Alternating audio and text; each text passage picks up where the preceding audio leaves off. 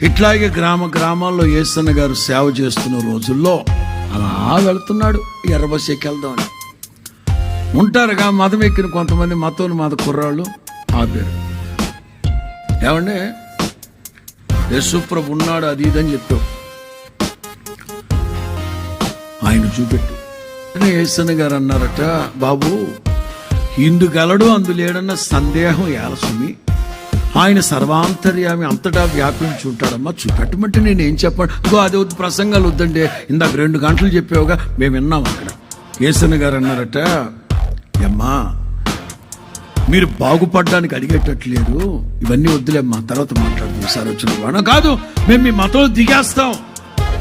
First of all మీరు గుర్తుపెట్టుకోండి తమ్ముడు, ఇది మతం కాదు. క్రైస్తవ్యం అనేది ఒక మంచి మార్గం, మనిషి మార్పిడి. మనిషి మారాలి, మతి మారాలి. దొంగతనాలు, హత్యలు, అత్యాచారాలు, వ్యభిచారము, సినిమాలు, షికారు ఇవి మారాలి. అది చెప్పేది. మతం మారమని మేమెక్కడ చెప్తాం?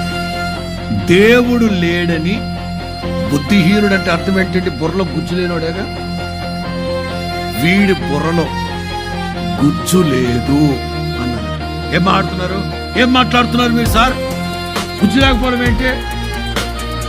ఉంటే చూపెట్టండి, నేను నమ్ముతా. వీడి బుర్రలో గుజ్జు లేదు, ఉంటే చూపెట్టండి, నేను నమ్ముతా. కాసేపు వాళ్ళు ఆలోచించుకొని, ఇప్పుడు వీడి బుర్రలో గుజ్జు చూపెట్టాలంటే మొదటి బుర్ర ఏం చేయాలి? బద్దలు కొట్టాలి. వద్దులే సార్, ఈసారి వస్తాం. ఇవి బాగుపడడానికి అడిగే ప్రశ్నలు అండి.